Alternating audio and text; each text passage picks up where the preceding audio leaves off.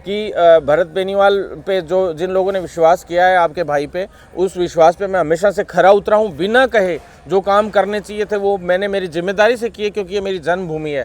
इसके लिए तो मैं, जब हम पूरे राजस्थान के लिए और भारतवर्ष के जितने युवा हैं उनके लिए जब इतना काम कर सकते हैं तो मैं मेरी जन्मभूमि के लिए तो क्यों नहीं कर सकता। आप संवैधानिक पद देते हैं नहीं देते हैं वो आपके हाथ में है, लेकिन बिना कुछ दिए भी हम आपको विश्वास दिला रहे हैं। मैंने प्रण लिया है, मैंने जन संकल्प यात्रा चला रखी है, संकल्प लिया है, तो जिन जिन मुद्दों को लेकर संकल्प लिया कि ये संकल्प पूरे करके दिखाएंगे हम, तो मैं विश्वास दिलाता हूं अगर एक भी बात में पीछे हट जाए तो जबान का पक्का माना जाता है। भरत बेनीवाल जो चाहे, जो जनता मेरे भाई लोग, जो जनता तो खैर मैं मानता नहीं हूँ, मेरे भाई बहन बुजुर्ग सब जितने भी हैं उन सब लोगों से मैं ये कहना चाहता हूँ कि जो आप कहेंगे वो मैं करने के लिए तैयार। मैं आप युवाओं से, मेरे साथी जो भाई हैं इनके चैनल के माध्यम से भी, द सच लाइव जो है आपका अपना जो चैनल है, इसके माध्यम से भी आप सभी को एक जो है अपील करूंगा कि आप सब लोग जाति और धर्म के नाम पे इस तरह से लड़ना बंद करें। साथियों, विकास के मुद्दे की बात करें। जनप्रतिनिधि अपने क्षेत्र में आए तो पहले ये पूछें कि तू तेरा रिपोर्ट कार्ड बता, आज तक तूने किया क्या है, फिर बात करेंगे हम तेरी जाति जो धर्म की जो बातें कर रहा है उस पर चर्चा हम उसके बाद करेंगे। तो ये इनके चक्कर में आप लड़ना बंद कर दीजिए। ये तुम विधायक बन जाएंगे, आपको लड़वाने से ही ये विधायक बन सकते हैं। ये और बता देता हूँ, ये लड़वा कर ही मंत्री बनेंगे और फिर मंत्री बन के तुम्हें कभी पूछेंगे भी नहीं। ये गायब हो जाते हैं वोट लेकर, लास्ट का जब 6 महीना बचेगा फिर लड़वाने के लिए आ जाएंगे और तुम हमेशा आपस में लड़ते ही रहोगे। तो इस तरीके से लड़ना बंद करो और सभी एकजुट होकर देश की, राज्य की और सभी आम जन की, समाज की, सबकी रक्षा करते हुए और विकास का मुद्दे पे काम करो। मैं अब्दुल वाहिद, आप देख रहे हैं द सच। राजस्थान की 7 विधानसभाओं में उपचुनाव होने हैं, जिनमें से विधानसभा क्षेत्र झुंझुनू भी शामिल है। अगर झुंझुनू की बात की जाए तो झुंझुनू में तमाम पार्टियों के नेता अपनी अपनी तैयारियों में लगे हुए हैं। हमारे साथ बीजेपी युवा नेता भरत बेनीवाल जी मौजूद हैं। युवा हैं, युवाओं की आवाज़ उठाते रहे हैं। सर, आपका स्वागत है हमारे चैनल पर। बिल्कुल, नमस्कार। द सच को भी मेरा नमस्कार और उनके जितने भी जुड़े हुए दर्शक हैं, फॉलोअर्स हैं, उन सभी से मैं यही कहूँगा कि ये सच की आवाज़ उठाते हैं, आप इनका भी साथ दीजिए और हम जैसे युवाओं का भी साथ दीजिए जो सदा से युवाओं के लिए, किसानों के लिए और जो है सभी के लिए संघर्ष करते हुए आए हैं। सर, झुंझुनू में उपचुनाव होने हैं और तमाम नेता अपनी तैयारियों में लगे हुए हैं। आपकी पार्टी की अगर बात की जाए, कांग्रेस की बात की जाए, और भी कई सारे नेता अपनी अपनी तैयारियों में लगे हुए हैं। सर, आप युवा हैं, युवाओं की आवाज़ उठाते रहे हैं और अगर छात्र हित की बात की जाए और झुंझुनू के कई सारे मुद्दे आपने उठाए हैं। झुंझुनू ही नहीं बल्कि पूरे राजस्थान में आप युवाओं की आवाज़ उठाते रहे हैं। अब उपचुनाव होने हैं, आपकी क्या तैयारियाँ चल रही? जी देखिए, तैयारियाँ तो खुद नहीं कर रहा मैं, जो युवा मुझसे जुड़ा हुआ है, जो हर गांव, ढाणी, वार्ड, शहरी क्षेत्र, ग्रामीण क्षेत्र या हर जगह का कोने कोने का जो युवा झुंझुनू विधानसभा से जुड़ा हुआ है, साथ में जो पूरे राजस्थान का युवा है, वो खुद चाहता है कि युवाओं का एक नेतृत्व है जो है संवैधानिक पद पे बैठे, जिससे युवाओं की आवाज़ को बुलंद किया जा सके। क्योंकि पेपर लीक का मुद्दा बहुत बड़ा पिछली सरकार में रहा, जिसमें सबसे मुख्य भूमिका जो रही, जिन जिन लोगों की रही, उन सभी को जेल के पीछे, सलाखों के पीछे पहुंचाने का काम मैंने और हमारी टीम ने और हमारे सभी साथियों ने किया। 4 एफआईआर दर्ज हुई, जो चारों एफआईआर आज की तारीख में, जैसे कुछ तो सरकार के द्वारा करी गई थी और बाकी की जो एफआईआर दर्ज है वो मेरे नाम से दर्ज है। मैंने जो है कोर्ट में जाके वो एफआईआर दर्ज कराई। सरकार डायरेक्ट रूप से जो एसओजी को खूब पहले एप्लीकेशंस दी, एसओजी ने कोई ज़्यादा विशेष कार्य उसमें किया नहीं। उसके बाद जब हम कोर्ट गए, हमने सबूत पेश किए, तब जाके जज ने भी माना कि, जुडिशरी ने भी माना कि भी वास्तव में बहुत बड़ा गलत हो रहा है। और धीरे धीरे आप देख रहे हैं रोज़ खुलासे पे खुलासे हो रहे हैं। अभी आरएएस भर्ती का भी बहुत बड़ा खुलासा होने जा रहा है, उसके भी काफ़ी सबूत पहले हमने दिए थे। और जो एसआई भर्ती है या जो अदर वैकेंसीज़ हैं, जितनी भी वैकेंसीज़ हैं, बड़ी बड़े स्तर पे जितनी वैकेंसीज़ के आप नाम लोगे, हर वैकेंसी में रीट सबसे बड़ा मामला था, जिसमें सबसे बड़ा आंदोलन मैंने किया, मुख्यमंत्री निवास का घेराव किया, शहीद स्मारक पर हमने लगातार अनशन और धरने किए। उसके बाद भी कुछ नहीं हुआ तो कोर्ट में भी हम गए, फिर सरकार को फैसला लेना पड़ा। तो ऐसे में पेपर लीक के खिलाफ हमने बड़ी कार्रवाई की। हालांकि सबसे पहले हमारा आंदोलन जो रहता था कि युवाओं के लिए हम काम करें, तो सबसे पहले युवा की डिमांड होती है कि उसको रोजगार मिले। तो रोजगार के लिए हमने आंदोलन किए। 2 लाख से ऊपर भर्तियां आंदोलन से हमने करवाई, लेकिन जो गहलोत साहब ने भर्तियां करी मान लेते हैं, लेकिन उन भर्तियों में या जो भी काम हमने आंदोलन से इनसे करवाए तो उन्होंने काम किए, ऐसी बात नहीं काम कुछ हुए, ऐसी बात नहीं काम नहीं हुए, लेकिन वो जो बंदर बांट टाइप काम किए, जैसे कोई पुलिया सैंक्शन किया तो उस पुलिया में बहुत बड़े स्तर पे भ्रष्टाचार हो गया, या उन्होंने कोई बजट अलग से किसी चीज के लिए सैंक्शन किया तो वो अपने लोगों को लाभ देने के लिए किया। भर्तियां खूब सारी करवाई, लेकिन उस भर्तियों में अपने ही लोगों को जो है इन्होंने, इनकी पूरा जो गैंग बनी हुई थी, जो मगरमच्छ का जाल था एक बड़ा, बड़े बड़े मगरमच्छ हैं जो अभी तक नहीं पकड़ में आए। लोकेश शर्मा जी जो उनके ओएसडी हैं, जो सारा काम उनका देखते थे, उन्होंने भी स्पष्ट रूप से जो है कॉन्फ्रेंस करके भी ये कह दिया कि बहुत बड़े स्तर पे पेपर लीक हुआ था और सरकार का खुद का उसमें हाथ था। तो इस तरह की जो थी, हमें तो पता चल गया था, तो हम खूब आंदोलन कर रहे थे और हम युवाओं तक इस बात को पहुंचा भी रहे थे। सत्ता पलट में भी यही कारण रहे, हालांकि हमने आंदोलन किए, भर्तियां खूब करवाई, पेपर लीक के खिलाफ कानून भी बनवाया, लेकिन उसको भी अभी तक धरातल पे पूरा लागू होने में धीरे धीरे थोड़ा समय लग रहा है। तो वो भी जल्द से जल्द, और पेपर लीक जो है उन पे भी जल्द से जल्द, जो माफिया थे, बड़े बड़े मगरमच्छ थे, जो कई, सुरेश ढाका गायब चल रहा है, आप देखिए बोर्ड के आरपीएससी के चेयरमैनों के खिलाफ अभी कार्रवाई नहीं हो पाई है, उनके खिलाफ भी कार्रवाई हो। जो बड़े मंत्री और बड़े राजनीतिक लोग जिनके संरक्षण में, जैसे डीपी जारोली ने रीट में बोला था कि बोले राजनीतिक संरक्षण में पेपर लीक हुआ है, स्पष्ट बोल दिया उन्होंने, लेकिन आज तक डीपी जारोली की गिरफ्तारी नहीं हो पाई। तो वो जल्दी जल्द इन्होंने विश्वास दिलाया कि अभी 10-15 दिन में डीपी जारोली जी को भी लपेटे में ले रहे हैं और कई बड़े लोगों को लेंगे। तो इन पे काम किया, साथ में झुंझुनू के मुद्दों पे जो काम किया हमने, मेडिकल कॉलेज जो है उसके स्तर पे, तो मेडिकल जो कॉलेज है लेके आया मैं झुंझुनू जिले में, यहीं लोगों की जो है जयपुर तक रेफर करने से पहले यहीं डेथ हो जाती थी। मेरे इतने भाई थे, जो अड़ोसी पड़ोसी सब लोगों के फ़ोन आते थे, झुंझुनू के भी लोगों के फ़ोन आते, भाई साहब ब्लड की ज़रूरत है। हम लोग दुखी हो जाते थे कि भी चलो भाइयों को ब्लड की व्यवस्था की, कई बार तो ऐसा हो गया रास्ते में पेशेंट की मौत हो गई, हमने व्यवस्था ही करी। तो ऐसे करते करते बहुत अच्छे से काम किया, लेकिन फिर इन मुद्दों पे, नहर के मुद्दे पे काम किया, लेकिन जो है युवा जो जुड़ता गया हमसे, हमने इन मुद्दों पे काम किया, नहर की डीपीआर बननी शुरू हो गई, धीरे धीरे सारा काम हो रहा है। भरत बेनीवाल जो है युवा है, युवाओं की आवाज उठाते रहे हैं। बिल्कुल। अब झुंझुनू के युवा ये चाह रहे हैं कि हमारा नेतृत्व भरत बेनीवाल जैसा युवा करे। जी बिल्कुल बिल्कुल, यही चाहते हैं। इसी वजह से मैंने आपको बताया, इतना काम किया तो वो युवा जुड़ गए। अब वो युवा ये चाहते हैं कि संवैधानिक पद पे बिठाएं तो किसी ऐसे व्यक्ति को बिठाएं जो आज चूरू, बाड़मेर, आप जैसे साथी लोग हैं जो बाड़मेर से आते हैं, आपने देखा होगा, कंपैरिजन करेंगे तो बाड़मेर बहुत पीछे था काफी समय पहले, और आज बाड़मेर झुंझुनू से भी 2 गुना आगे निकल चुका है। सीकर बहुत आगे निकल गया, चूरू बहुत आगे निकल गया। सीकर और चूरू में मेडिकल कॉलेज आ गए। मेडिकल कॉलेजों के को लाने वाले हम लोग, झुंझुनू वाले भी, हमने 2015-16 में मेरे नेतृत्व में आंदोलन हुआ, जब मैं मेडिकल एसोसिएशन का नेशनल प्रेसिडेंट बना स्टूडेंट्स का, तो उस वक्त हमने आंदोलन किया कि भी आप एलोपैथी के इलाज जो है, चाहे आयुर्वेद हो, डॉक्टर्स हो, चाहे होम्योपैथिक डॉक्टर्स हो, यूनानी डॉक्टर्स हो, इन सबको एलोपैथी के इलाज लिखने का भी, जो बेसिक दवाइयां हैं उनको लिखने का मौका मिले। नर्सेज हैं जो है, क्योंकि डॉक्टर्स की कमी बहुत थी उस वक्त, तो उसको दूर करने के लिए हम चाहते थे कि एलोपैथी की जो बेसिक मेडिसिन हैं वो भी इनको, जो गाँव में उनको स्वास्थ्य सुविधाएं उपलब्ध हों। सबसे मूल ढांचा होता है स्वास्थ्य और शिक्षा, 2 मुद्दों पे काम सरकार को करना चाहिए सबसे ज़्यादा, क्योंकि आज की तारीख में जो एसेंशियलिटी है वो यही है। तो ऐसे में इस पे काम नहीं हो रहा था। हमने प्रयास किया कि भी सरकार को बताएं, तो उस टाइम जेपी नड्डा जी चिकित्सा मंत्री हुआ करते थे दिल्ली केंद्र में, तो हम जेपी नड्डा जी से मिले, उनको समझाया कि भाई आप जब बाहर से विदेश में बच्चे एमबीबीएस करने जाते हैं, उन बच्चों को आप यहीं इंडिया में ही करवाइए ना। 40 से 50 लाख रुपए अपने देश का बाहर जा रहा है, तो वो देश में पैसा रह जाएगा। दूसरा, भाई यहीं आप मेडिकल कॉलेज खोल दीजिए हर जिला स्तर पे, और 40 से 50 लाख भी फीस के हिसाब से, उससे थोड़ी कम फीस में आप यहाँ पे रख लीजिए। उसी पैसे में प्रोफेसर भी आ जाएंगे, उनको भी सैलरी दे पाओगे, आप जो है हॉस्पिटल्स में सुविधाएं उनको भी दे पाओगे। और एक मेडिकल कॉलेज की मान्यता के लिए 430 बेड का हॉस्पिटल या 500 बेड का हॉस्पिटल चाहिए, तो उस बेड का हॉस्पिटल जो चाहिए, तो साफ बात है कि मेडिकल कॉलेज हर जिला स्तर पे आती है, तो हॉस्पिटल भी बड़ा करना पड़ेगा और बड़े सर्जन्स आएंगे, बड़े डॉक्टर्स। तो हमें ये था कि उम्मीद कि भी ये सारा काम होगा स्टार्टअप, उनको पसंद आई ये बात कि भी पैसा भी हमारा ज़्यादा कोई खर्च नहीं हो रहा, पैसा जो है फीस से आ जाएगा, उससे प्रोफेसर भी आ जाएंगे, स्टाफ भी आ जाएगा, सारा काम हो जाएगा। तो थोड़ा बहुत पैसा गवर्नमेंट को खर्च करना पड़ेगा। और आज देख लीजिए 27 मेडिकल कॉलेज है राजस्थान में, सबसे ज़्यादा मेडिकल कॉलेज कहीं हैं तो राजस्थान में। सर, अगर झुंझुनू विधानसभा की बात की जाए तो 2018 में बीजेपी ने राजेंद्र बाबू जी को टिकट दिया, बिल्कुल, और 2023 में बबलू चौधरी जी को दिया, बिल्कुल, और दोनों ने बगावत की।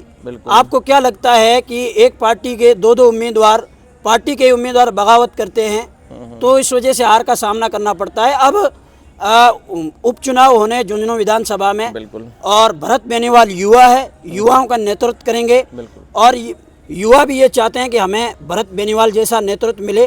तो अगर कांग्रेस की बात की जाए झुंझुनू विधानसभा से, तो पुराना चेहरा रहा करता था, अब नया चेहरा रहेगा, लेकिन लोगों की यही उम्मीद है कि उसी परिवार से रहेगा।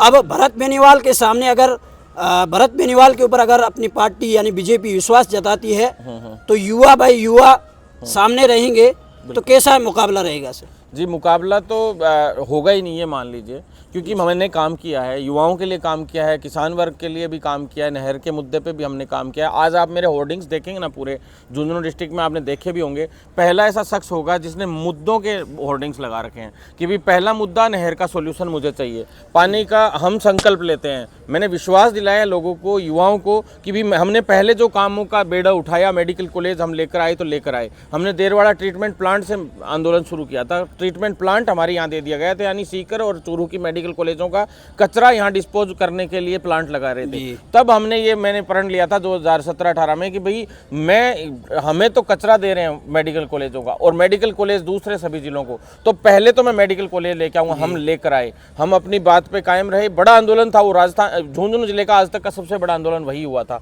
हम कलेक्ट्रेट पे ट्रैक्टर लेके चढ़ाई कर दी थी, जब मोदी जी की सभा भी थी, वसुंधरा जी की भी सभा थी उस वक्त के दौरान। फिर उसके बाद हम लोगों ने पेपर लीक के खिलाफ बहुत काम किया, उसके बाद हमने भर्तियां भी खूब करवाई, सारे काम किए खूब। तो अब जो मुद्दे हमने बताए, हम लोगों को भी विश्वास है कि जो आदमी इतने काम करवा सकते हैं, आज मंत्री विधायकों से ऊपर जो है लेवल के काम हो सकते हैं, बिना किसी संवैधानिक पद के ये लोग कर सकते हैं इतना बड़े काम।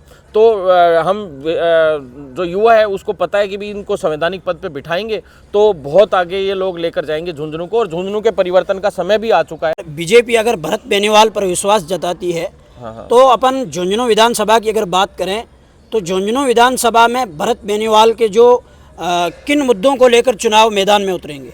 जी देखिए, मुख्य मुद्दा तो सबसे पहले ये ओवरब्रिज का है, रेलवे ओवरब्रिज का। 3 दिन पहले मैं अश्विनी वैष्णव जी जो है केंद्रीय जो रेल मिनिस्टर हैं, उनसे मिला हूँ। उन्होंने विश्वास दिलाया कि ये ओवरब्रिज जो है हम राजस्थान सरकार के साथ बैठकर करेंगे। राजस्थान सरकार में यूडीएस मंत्री जी जावरलाल खर्रा जी ने एक ही बात कही थी कि भी रेलवे मंत्री जी जो है उनसे एक बार कंसल्ट कीजिए आप, और हमने उन दोनों की अब आपस में बात भी करवा दी है। जो यहाँ के जीएम हैं वो जो रेलवे के, उनसे भी बात हो गई है, दोनों के बीच में अब मीटिंग होनी है बहुत जल्द। वो मीटिंग होकर इसका समाधान जो है 15-20 दिन में, शायद महीने भर में इसका समाधान हो जाएगा। इसमें बड़ा डिस्प्यूट चल रहा है, पहले टेंडर अलग हो गया था, अब दोबारा से टेंडरिंग होनी है, कई प्रोसेस वापस से होने हैं इसके अंदर।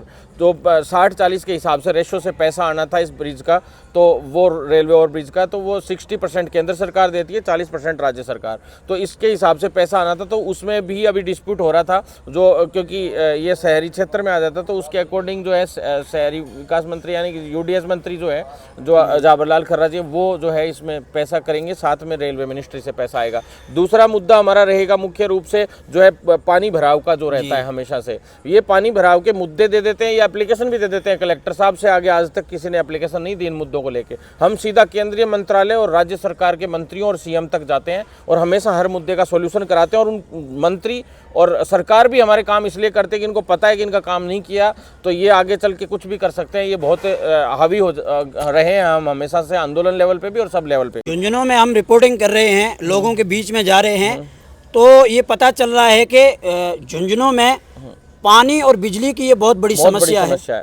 इसको लेकर आप जब चुनावी मैदान में उतरेंगे तो ये भी एक आपके लिए एक मेन मुद्दा रहेगा। इसको लेकर आप लोगों में क्या मैसेज देना चाहेंगे? बिल्कुल यही मैसेज देना चाहूँगा कि भरत बेनीवाल पे जो जिन लोगों ने विश्वास किया है आपके भाई पे, उस विश्वास पे मैं हमेशा से खरा उतरा हूँ। बिना कहे जो काम करने चाहिए थे वो मैंने मेरी जिम्मेदारी से किए, क्योंकि ये मेरी जन्मभूमि है। इसके लिए तो मैं, जब हम पूरे राजस्थान के लिए और भारतवर्ष के जितने युवा हैं उनके लिए जब इतना काम कर सकते हैं तो मैं मेरी जन्मभूमि के लिए तो क्यों नहीं कर सकता। आप संवैधानिक पद देते हैं नहीं देते हैं वो आपके हाथ में है, लेकिन बिना कुछ दिए भी हम आपको विश्वास दिला रहे हैं। मैं इस मैंने प्रण लिया है, मैंने जन संकल्प यात्रा चला रखी है, संकल्प लिया है, तो जिन जिन मुद्दों को लेकर संकल्प लिया कि ये संकल्प पूरे करके दिखाएंगे हम, तो मैं विश्वास दिलाता हूँ अगर एक भी बात में पीछे हट जाए तो जबान का पक्का माना जाता है भरत बेनीवाल। जो चाहे, जो जनता मेरे को, मेरे भाई लोग, जो जनता तो खैर मैं मानता नहीं हूँ, मेरे भाई बहन बुजुर्ग सब जितने भी हैं, उन सब लोगों से मैं ये कहना चाहता हूँ कि जो आप कहेंगे वो मैं करने के लिए तैयार हूँ,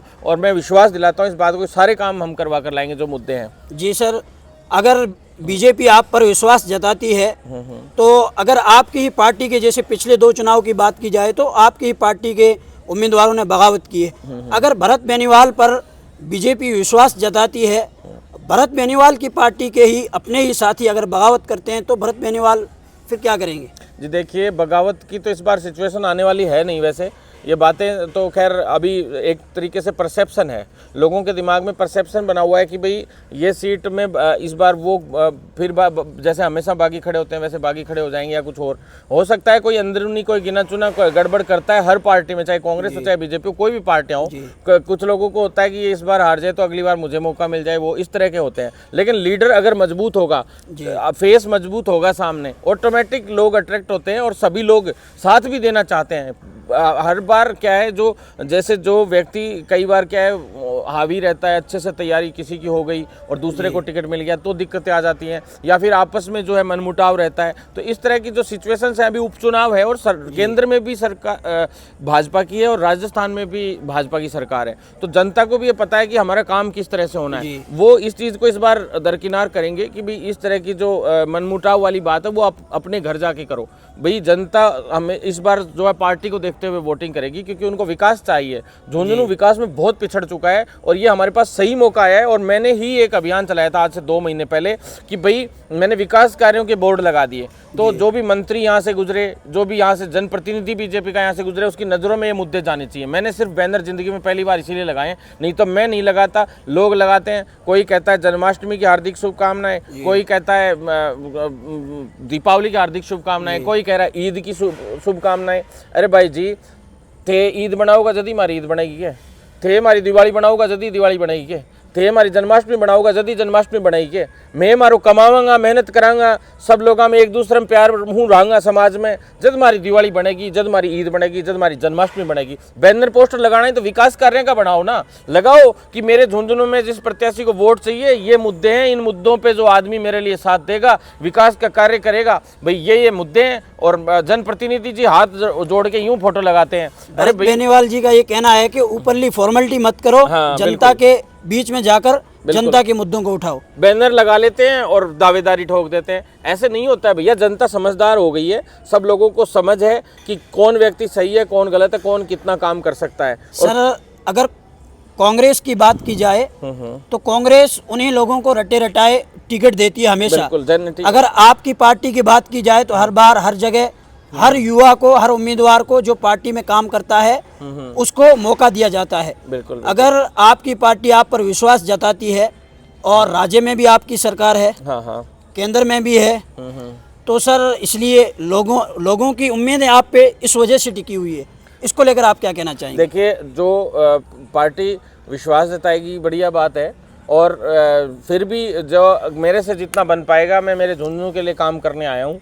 मैं विकास के मुद्दे पे काम करूँगा, चाहे कोई विश्वास जताएं, ये लोग नहीं जिताएं। मुझे इतना विश्वास है कि मैंने पहले जो काम किए हैं उससे तो 1/4 पावर भी अगर मैं लगा दूंगा, जो पहले वाले आंदोलन किए हैं उसका 1/4 भी काम करूँगा, भागदौड़ करूँगा, सिर्फ भागदौड़। क्योंकि एक सबसे बड़ी बात है कि हम जो हमारा चुनावी सिस्टम क्या रहा है, हमारे देश का सिस्टम और हमारे राजस्थान का सिस्टम और जो राज्यों का सिस्टम है, उसमें राजनीति का जो सिस्टम है वो इतना घटिया है। आप देखिए, हर गांव गली और जहां भी ढाणी में आप जाएंगे तो वहां पे जो राजनीति कौन कर रहा है, राजनीति वो व्यक्ति कर रहा है जो बिल्कुल फ्री है, बदमाशी करता है, इधर उधर ऊंची नीची हरकतें करता है, बदमाश टाइप लोंडे जो होते हैं, जो घूमते हैं गाँव में।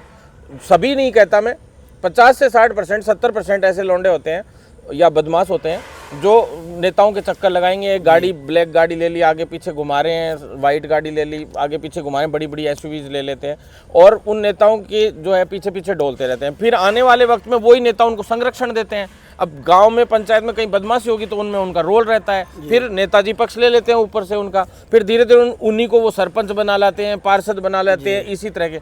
फिर उन्हीं में से जो 60-70% फर्जी टाइप के लोग बता रहा हूँ मैं, फिर उन्हीं में से कोई लोग विधायक बनेंगे आने वाले टाइम में, उन जो सरपंच पार्षद बनेंगे भविष्य में, फिर उनमें से जो छठवां लोंडा होगा, बदमाश टाइप होगा, वो फिर सीएम लेवल पे भी जाएगा, मंत्री लेवल पे भी जाएगा। इस तरह के जो हरकतें करने वाले लोग हैं, ऐसे लोग जो है राजनीति में आ जाते। फिर अपन जनता क्या कहते हैं कि हमारा तो काम नहीं हो रहा। अरे काम होगा कैसे? हम चुन के ही ऐसे व्यक्ति को भेज रहे हैं। हम जो पॉलिटिक्स है इसको हम चेंज करना चाहते हैं। जाति धर्म के नाम पे जो लड़ाइयाँ चल रही हैं, इन सबको, सिस्टम को हटाकर और बहुत अच्छे से जो है हम भारतीय जनता पार्टी को भी लेके आएंगे और यहाँ के जो युवा हैं उनको भी आगे बढ़ाएंगे। प्राइवेट सेक्टर हो, एंटरप्रेन्योरशिप हो, लघु उद्योगों का जिस तरीके से जो है ज़्यादा से ज़्यादा ऋण दिलवाने का भी मैं काम कर रहा हूँ अभी सब जगह से, कि अच्छा सा कोई जो है कोई वो कर सके और दूसरे कार्य जो अच्छे से अच्छे बेस्ट करवा सके जो झुंझुनू के लिए, हम हर कार्य को करवा। सर, ये आपने बहुत अच्छी बात बताई। जो ख़राब किस्म के माहौल बिगाड़ने वाले होते हैं, वो यहाँ तक के उनके नेताओं के चक्कर में आके उनके चक्कर काटते हैं और आगे तक पहुँच जाते हैं। इस वजह से सर पूरे आप क्या कहना चाहेंगे कि इस वक्त अगर हमारे मुल्क की, हमारे देश की बात की जाए तो सर पूरे मुल्क के अंदर ये हालात बने हुए हैं। आपसी आप राजनीति में देख लो या लोगों में देख लो, ऐसे एक ऐसा माहौल बन गया है। इस पर सर आप क्या कहना चाहेंगे? जी देखिए, माहौल तो अभी जो है कुछ लोगों को फ़ायदा होता है। अब जैसे आप देखिए, झुंझुनू विधानसभा का ले लीजिए या कोई दूसरी विधानसभाओं का ले लीजिए, अभी आप बाड़मेर का ही ले लीजिए। बाड़मेर, नागौर, उधर इतनी गंदी स्थिति आ गई थी। जाट राजपूत लड़ रहे हैं, उधर दौसा साइड में उधर गुजर मीणा लड़ रहे हैं आपस में, कहीं जनरल एससी लड़ रही है, कहीं हिंदू मुस्लिम लड़ रहा है। लड़ने से फ़ायदा किसको हो रहा है? नेताओं को। हम ग्राउंड पे सब लड़ रहे हैं, वो नेता चुनाव लड़ता है, आपस में लड़वाता है। अभी आएंगे, जातियों के खिलाफ उल्टे सीधे स्टेटमेंट्स देंगे। कोई तेजा जी के गाने पे नाचेगा, मैं खुद कहता हूँ आप तेजा जी के गाने पे नाचिए, कोई ऐतराज नहीं, खूब नाचिए, मैं भी नाचता हूँ आपके साथ, कोई दिक्कत नहीं है। लेकिन आप सौहार्द की भावना की बात कीजिए, आप विकास के मुद्दे की बात कीजिए। आप आपस में जो गलत स्टेटमेंटबाजी देकर और जो आपस में युवाओं को साथ जो बैठते थे, एक थाली में खाते थे। मेरे साइड में जो है गांव में खेत है, वो नरपत सिंह शेखावत का है, राजपूत भाई का है जस्ट, और मेरा लंगोटिया यार है। मेरे पिलानी में भी मेरे मम्मी पापा की सर्विस रही है, तो मैं वहाँ भी रहा हूँ, मेरी एजुकेशन वहाँ से भी हुई है। तो वहाँ पे साइड वाला घर है, वो अनिल भाटी है, मुकेश भाटी, दोनों भाई हैं। सामने विजयपाल जी गौड़ है, प्रताप जी अंकल है, सब राजपूत है। इधर एससी वालों के भी घर हैं, उधर पीछे मुस्लिम भाइयों के भी घर हैं। तो एक बात बताइए, जब हम एक थाली में खाते थे बचपन से, अभी 4-5 साल से जब हम देखने लगे हैं जो माहौल है, जाट राजपूत भाइयों की आपस में लड़ाई रहने लग गई, आपस में बैठना पसंद नहीं कर रहे। कई आसपास के इलाके झुंझुनू के जहाँ पे ये माहौल क्रिएट हो गया, नागौर में, बाड़मेर साइड में ऐसे माहौल क्रिएट हो गए। यार मतलब किस चीज़ की लड़ाई है? ये तो लड़वा दिया, लेकिन वो नेता आधी रात को कांग्रेस से बीजेपी में शामिल हो जाएगा या किसी और पार्टी में शामिल हो जाएगा, हैं? और रात को ही वो लोग साथ बैठ के खाना, हम जयपुर देखते हैं, उनको दिल्ली देखते हैं, हम तो दिल्ली जयपुर ज़्यादा रहते हैं, तो ये सारी चीज़ें ग्राउंड के साथ साथ हम वहाँ भी रहते हैं, तो सारी चीज़ें देखते हैं और उनको देखते हैं। जब वो तो साथ बैठे मिलते हैं, आपस में स्टेटमेंट अपने चुनाव के हिसाब से खुद ही दिलवा लेते हैं स्टेटमेंट, ऐसे भी नेता हैं, और खुद दिलवा के उनको लड़वा देते हैं। और वो बच्चों की जो हालात है, बहुत बुरे हालात है। मैं आप युवाओं से, मेरे साथी जो भाई हैं, इनके चैनल के माध्यम से भी द सच लाइव जो है आपका अपना जो चैनल है, इसके माध्यम से भी आप सभी को एक जो है अपील करूंगा कि आप सब लोग जाति और धर्म के नाम पे इस तरह से लड़ना बंद करें। साथियों, विकास के मुद्दे की बात करें। जनप्रतिनिधि अपने क्षेत्र में आए तो पहले ये पूछें कि तू तेरा रिपोर्ट कार्ड बता, आज तक तूने किया क्या है, फिर बात करेंगे हम तेरी जाति जो धर्म की जो बातें कर रहा है उस पर चर्चा हम उसके बाद करेंगे। तो ये इनके चक्कर में आप लड़ना बंद कर दीजिए। ये तुम विधायक बन जाएंगे आपको लड़वा कर, लड़वाने से ही ये विधायक बन सकते हैं। ये और बता देता हूँ, ये लड़वा कर ही मंत्री बनेंगे और फिर मंत्री बन के तुम्हें कभी पूछेंगे भी नहीं। ये गायब हो जाते हैं वोट लेकर, लास्ट का जब 6 महीना बचेगा फिर लड़वाने के लिए आ जाएंगे और तुम हमेशा आपस में लड़ते ही रहोगे। तो इस तरीके से लड़ना बंद करो और सभी एकजुट होकर देश की, राज्य की और सभी आम जन की, समाज की, सबकी रक्षा करते हुए और विकास का मुद्दे पर काम करो। जी सर, बहुत बहुत शुक्रिया। ये थे हमारे साथ बीजेपी नेता भरत बेनीवाल जी, जिनका जनता को ये मैसेज है कि आप नेताओं के चक्कर में अपने भाईचारे को ख़त्म ना करें, नेताओं के चक्कर में अपने साथ में बैठना उठना ख़त्म ना करें, क्योंकि नेताओं की मीटिंग आज आपके सामने खिलाफ है तो शाम को जाकर वो जयपुर या दिल्ली में एक ही रूम में बैठकर उनकी एक साथ मीटिंग होती है। और भरत बेनीवाल जी का ये कहना है कि विधानसभा में अगर मेरी पार्टी मुझ पर विश्वास जताती है तो मैं विकास के मुद्दों को लेकर, भाईचारे को लेकर, झुंझुनों को आपस में जोड़ते हुए चुनावी मैदान में उतरूंगा। हमारा आशीर्वाद भरत बेनीवाल जी भाई के साथ में है। मिलते हैं बहुत जल्द, तब तक के लिए इजाज़त दीजिए। शुक्रिया।